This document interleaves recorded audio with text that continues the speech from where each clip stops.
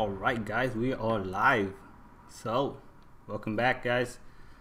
NBA is about to start tomorrow. As always, NBA is where I do my best in DFS, and I always want to make videos for you guys every single day as long as there's a game. So I'm gonna give you guys my first take. If you guys are new to this channel, please go ahead and give me a like, subscribe. If you guys want more of my take and my info, so go ahead and do that. I also have a Facebook channel, a page, so it's in the link in the description below. So go ahead and join. You guys want to join? I'll usually post up my my lineups, and if any some kind of injury news or something like that, I'll definitely post that up too.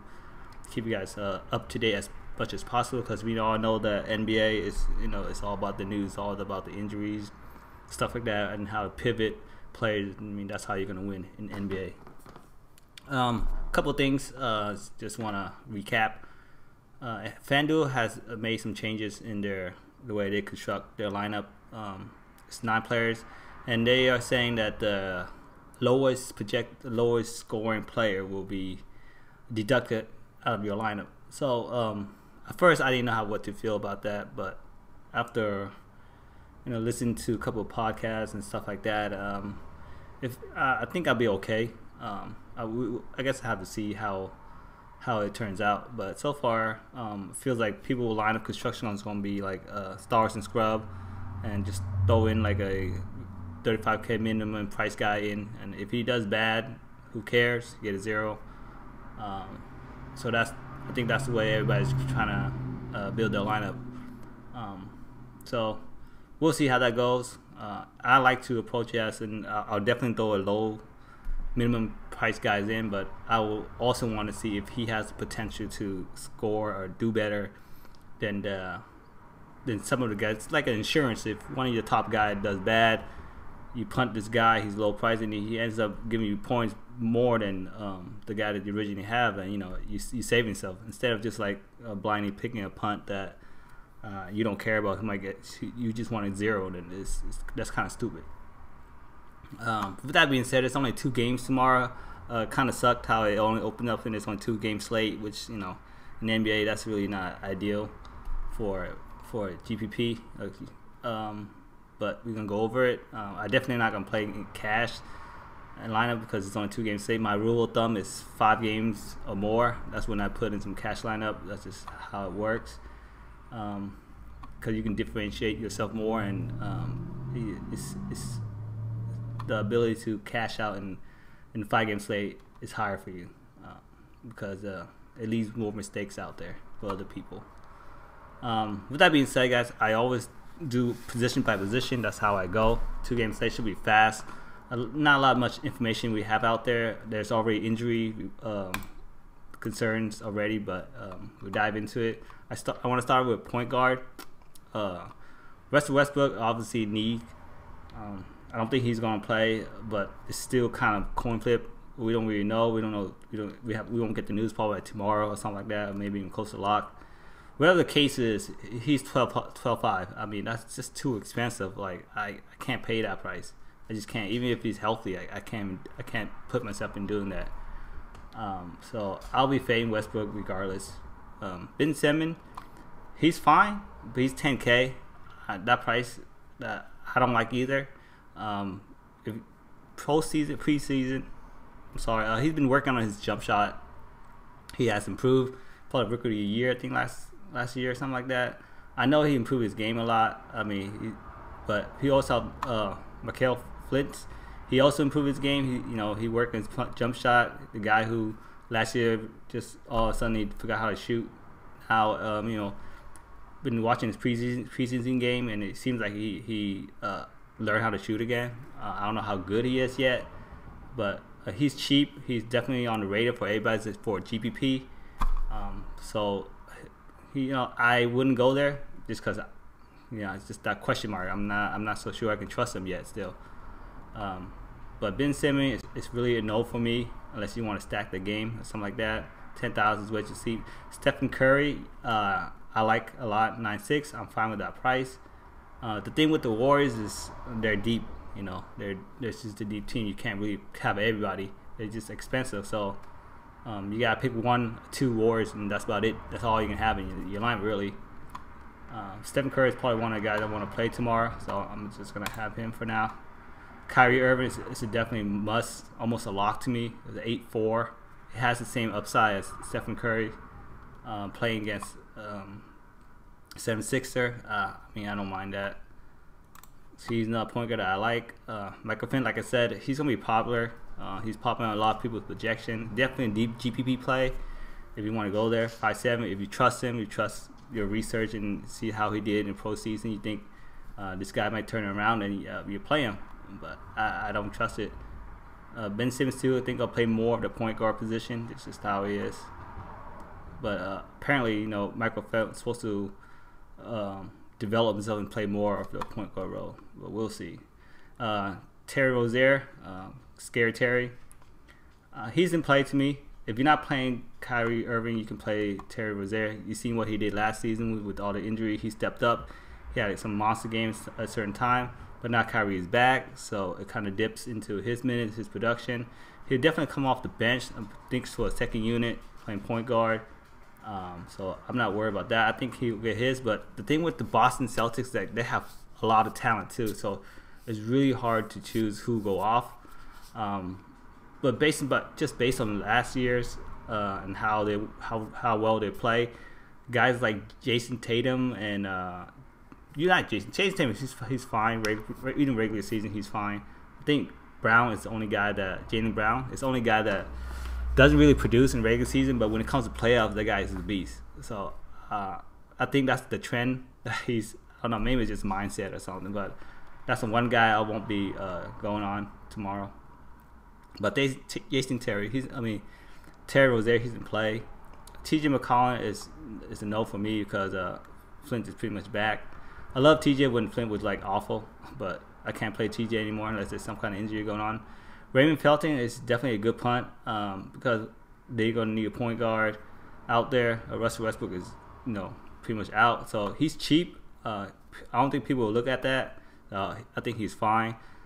If you think the game gets kind of carried away, I haven't looked at the projection yet, but I should have looked at the projection of that game yet. But if you think the game's kind of carried away or something, Felton could get some garbage time and exceed his value. He's only 3.6, so I like that a lot. If you guys want to punt somebody and pay up for some of the top guys, Michael Felton is a fine play.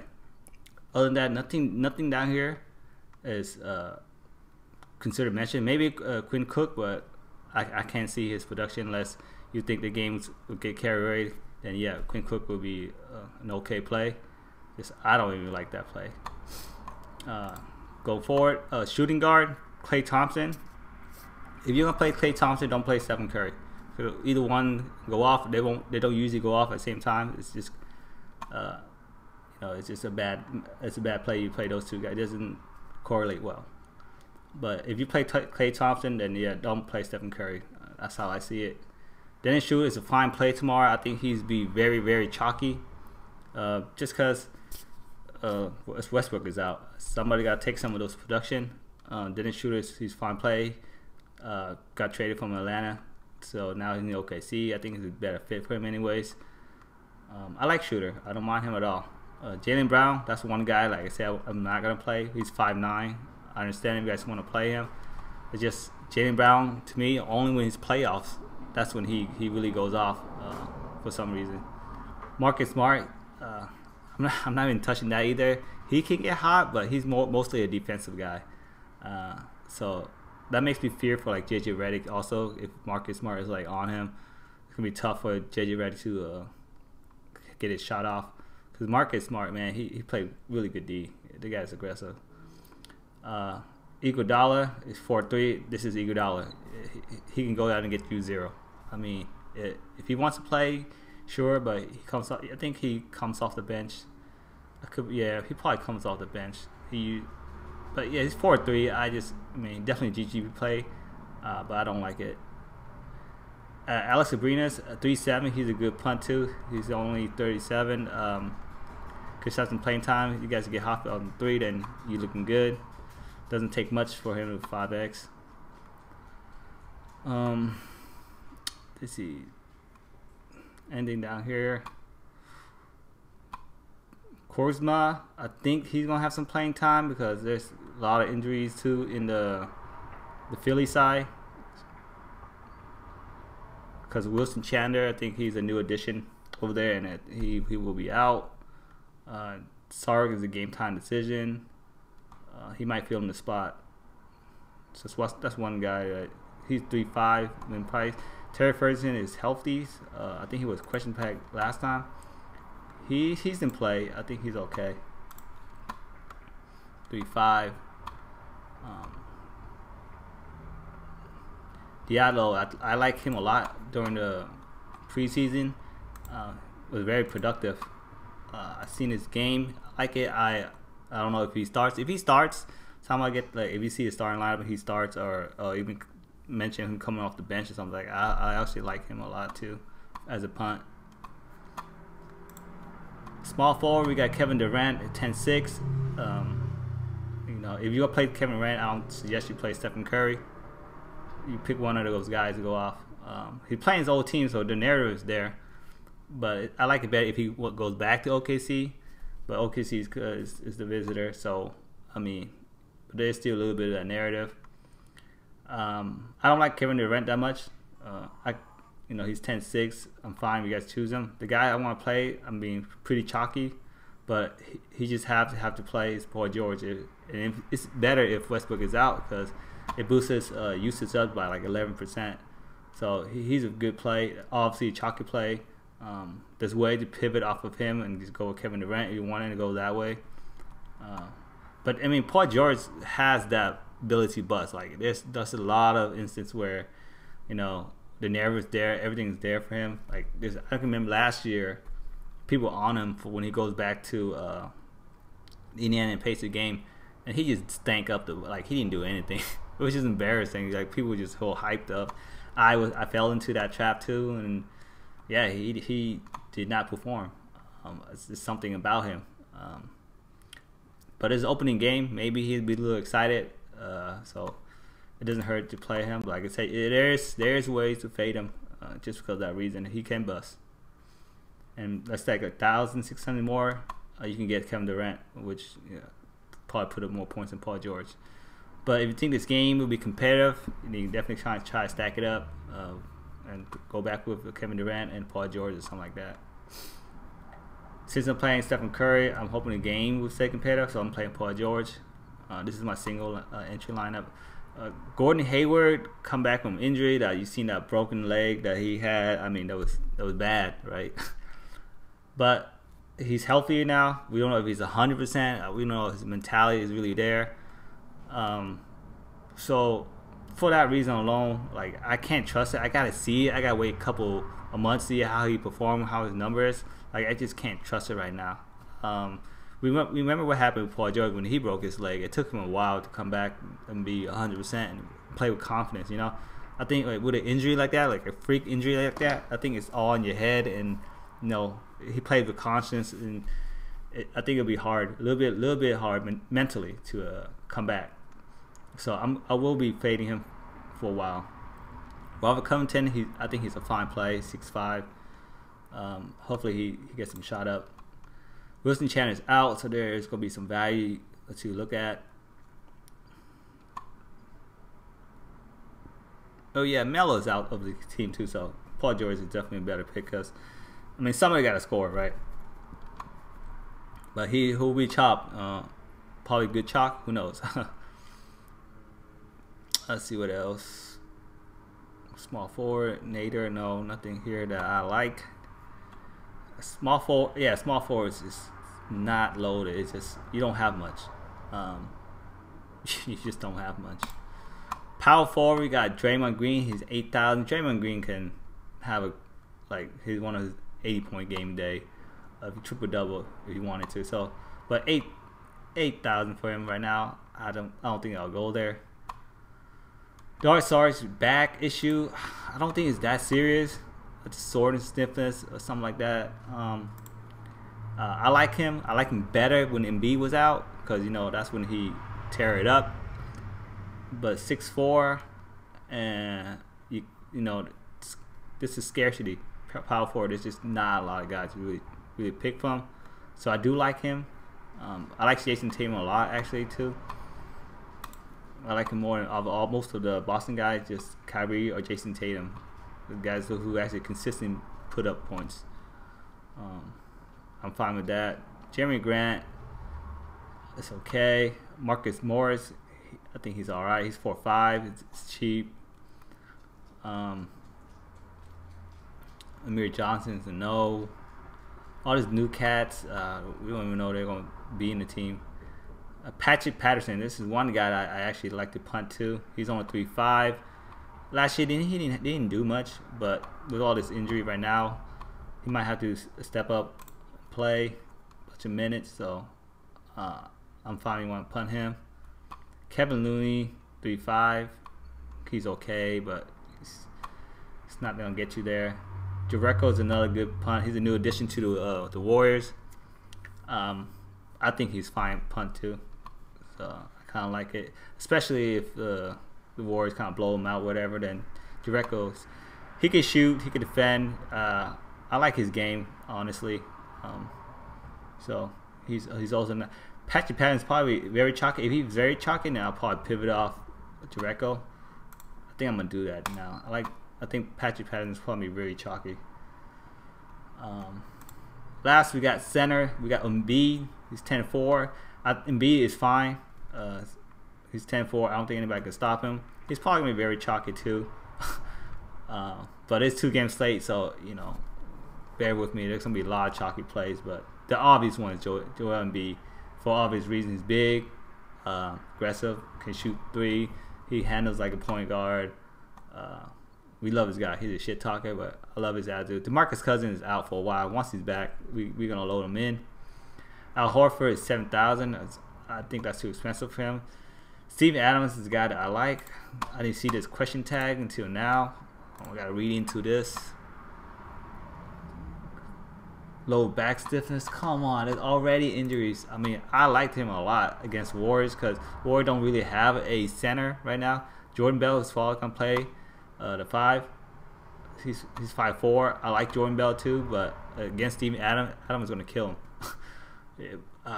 So right now there's a question tag, which sucks because if that happens, then man, I kind of like Joel Embiid. I kind of have to like him. Because I was trying to pivot off Joel Embiid with Steven Adams, so that's my original build. I'm just gonna click that for now. I might have to change it up depending on the news, whatever happens tomorrow. I also like Jordan Bell. He's been putting up numbers in the preseason. Dude is getting better, man. I think one of these days he's gonna just take Draymond Green's place. Let's see what else. Norman Noel. He's 4,000. I think is he? That was a question tag. If Steven Adams is out, we're playing Noel. He's 4,000. Yeah, that's a good pivot. If Steven Adams out, I will play Noel if Adams is out. Okafor is a no. Muscala is out too. Yeah, man. See.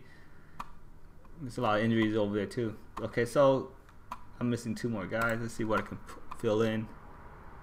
Shooting guard. I mentioned I like Schroeder. Got 3.8 left for another shooting guard, which is tough.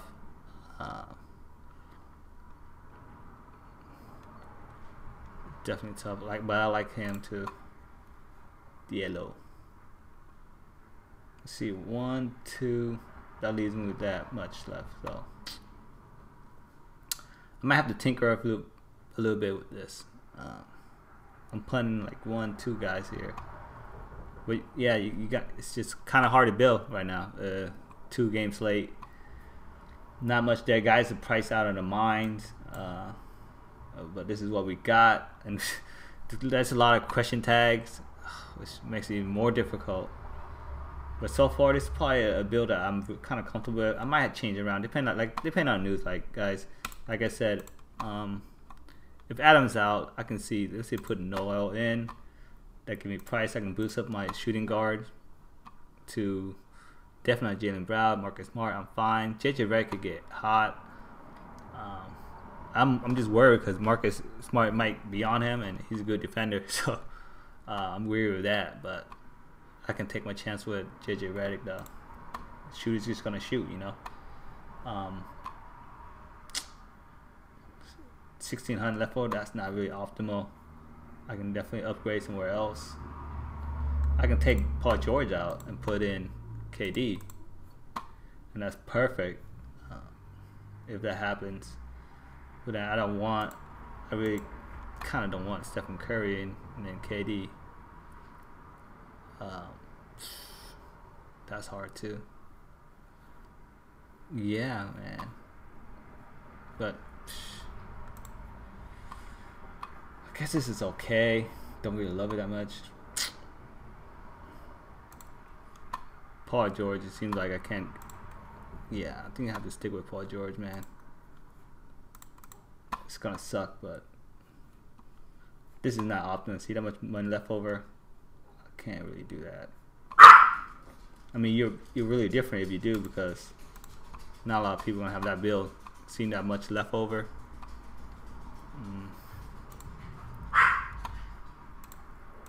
Yeah, Steven Adams for now. I can't go JJ Redick 3-8 only. Bummer. Side of him or Corks Mask for 3-5. We don't know who's gonna really get the start really. That's it for now. That's it for now, guys. 2-game slate tomorrow. Like I said, I will be doing a video each and every single day for the rest of the NBA season. This is just my thing. I did really well last year, so I'll continue to help you guys out with first takes and builds. And when it comes to cash build, I'll also make a cash line for you guys too. I share most of all my line. I'm very transparent in my Facebook page, so go ahead and join me there if you guys want to. With that being said, guys, good luck on your tournament. And yeah, don't forget to subscribe. There's also a 30-day free trial on Draft Dashboard if you guys need an optimizer. Draft Dashboard is pretty good.